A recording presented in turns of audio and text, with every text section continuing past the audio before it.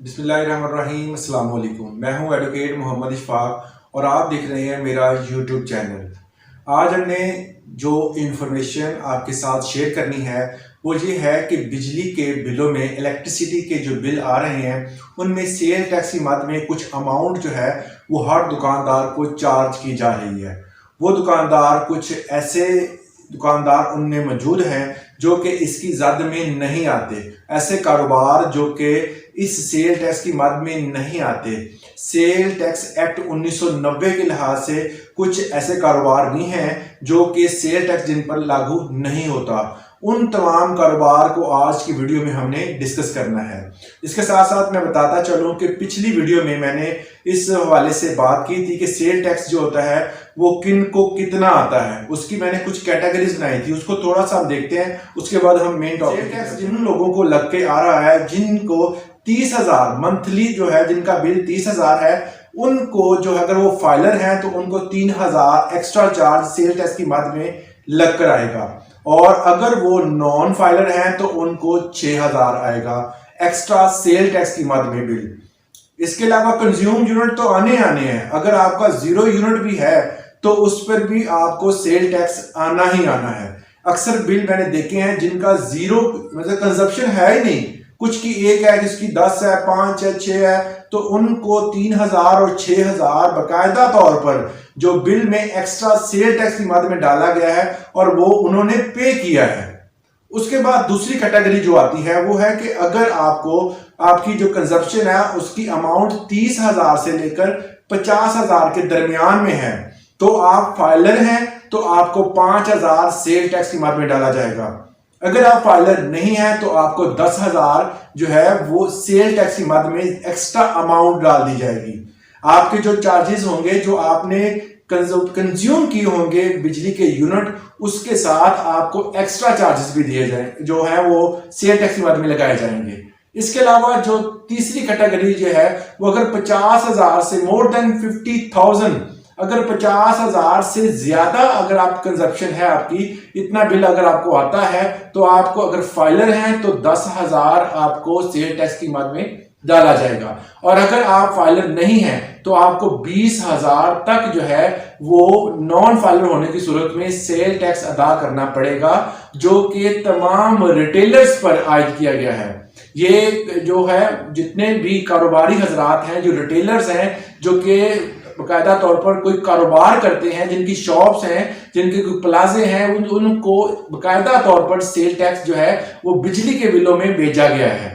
अब चलते हैं हम मेन टॉपिक की तरफ। हमारा ये टॉपिक था कि रिटेलर्स कुछ ऐसे भी हैं, कुछ ऐसी टाइप्स भी हैं सेल टैक्स एक्ट 1990 के लिहाज से जिनके ऊपर इस सेल टैक्स का इंप्लीमेंट नहीं होता।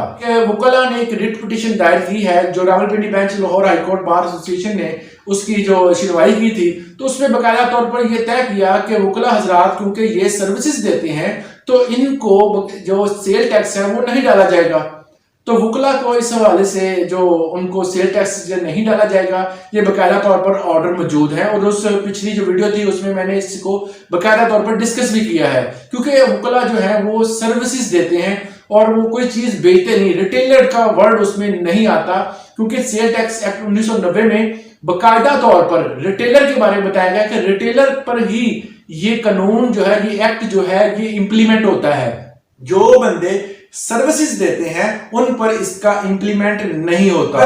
अगर हम सेल टैक्स एक्ट 1990 का बाकायदा तौर पर मुताला करें तो इसमें रिटेलर्स की भी टाइप्स बताई गई हैं। कुछ ऐसी टाइप बताई गई हैं जिन पर सेल टैक्स जो होता है वो लागू। टाइप्स में सबसे पहली टाइप जो इनके ब्लॉक बनाया गया है, उस ब्लॉक का बाकायदा नाम रखा गया है, उसमें नाम को टायर 1 रिटेलर का नाम दिया गया है। वो टायर 1 रिटेलर्स में कौन सी कैटेगरीज आती हैं, जिनमें सबसे पहली कैटेगरी जो है वो ऐसे रिटेलर हैं जिनकी ब्रांचेस मुल्क के अंदर हो या मुल्क के बाहर भी मौजूद हो। मतलब जिस तरह मैकडोनल्ड की है, मुल्क के अंदर भी हैं और बाहर भी हैं, खाड़ी की हैं, चिनायर की हैं, बहुत सारे ऐसे ब्रांड्स हैं जिनकी पूरे मुल्क के पाकिस्तान के अंदर उनकी डिफरेंट ब्रांचेस हैं। ऐसे अफराद, ऐसे कारोबारी हजरात जिनकी डिफरेंट ब्रांचेस हो, चाहे वो मुल्क के अंदर हो या चाहे मुल्क के बाहर हो, ऐसे अफराद पर जो सेल टैक्स जो है जो एक्स्ट्रा सेल टैक्स जो है जो कि सेल टैक्स एक्ट 1990 के तहत लगाया जा रहा है वो इन पर लागू नहीं होता, वो इस कैटेगरी से बाहर है। अगर किसी ऐसी कैटेगरी को आया है तो वो बकायदा तौर पर इस हवाले से जो अपने महकमे से रजू कर सकते हैं। दूसरी कैटेगरी कौन सी है? दूसरी कैटेगरी वो है जो रिटेलर जो कि एयर कंडीशन शॉपिंग मॉल में वर्क कर रहे हैं। मतलब एयर कंडीशन शॉपिंग मॉल आपने देखा होगा, जिस तरह लाहौर में बहुत सारे ऐसे एयर कंडीशन शॉपिंग मॉल्स हैं जहां पर डिफरेंट शॉप्स होती हैं, जिनमें सबसे पैकेजेस मॉल जो है बड़ा मशहूर है, तो उसमें भी उन्होंने शॉप बनाई हुई है। वो शॉपकीपर जो एयर कंडीशन के माहौल में रहते हुए वहां पर काम कर रहे हैं और वो शॉपिंग मॉल एज इट जो है वहां पर अपना जो रेंट है जो उसमें जो उसका सेल टैक्स बनता है वो अदा कर रहा है। तो वो जो बंदे वहां पर जो कारोबार कर रहे हैं, वहां पर जो छोटे छोटे दुकानदार हैं, जो रिटेलर्स हैं, उन पे इसका जो सेल टैक्स का इंप्लीमेंट नहीं होता, वो सेल टैक्स नहीं अदा करेंगे। मतलब शॉपिंग मॉल कोई भी हो सकता है, ये नहीं कि सिर्फ मैं बता रहा हूँ जी लाहौर में जो है, इसके अलावा इस्लामाबाद में कहीं भी जो है शॉपिंग मॉल होते हैं जो कि एयर कंडीशन शॉपिंग मॉल हैं, उसके अंदर जो दुकानें हैं, जो छोटे छोटे रिटेलर्स बैठे हुए हैं, जो टक शॉप वगैरह बना के बैठे हुए हैं या कोई भी कारोबार कर रहे हैं, तो उन पर जो सेल टैक्स की बात में एक्स्ट्रा चार्जेस आए हैं वो उन पर लागू नहीं होता। तीसरी कैटेगरी में वो लोग शामिल हैं, ऐसे दुकानदार जिनका 12 महीने का बिल अगर कंक्लूड किया जाए तो 12 लाख रुपए बने। मतलब अगर 12 महीनों का अगर उनका बिल देखा जाए तो वो 12 लाख से ऊपर का बन रहा हो, तो ऐसे अफराद को जो सेल टैक्स है वो नहीं डाला जाता। ऐसे अफराद सेल टैक्स की जद में नहीं आते। अगर किसी को इस हवाले से सेल टैक्स इस दफा लग के आया है तो बाकायदा महकमे से राब्ता करके इसको खत्म करवा सकते हैं। अगर वो कहें कि हम नहीं खत्म करेंगे तो उनको सेल टैक्स एक्ट 1990 दिखा दें, उसमें बाकायदा तौर पर ये लिखा हुआ है।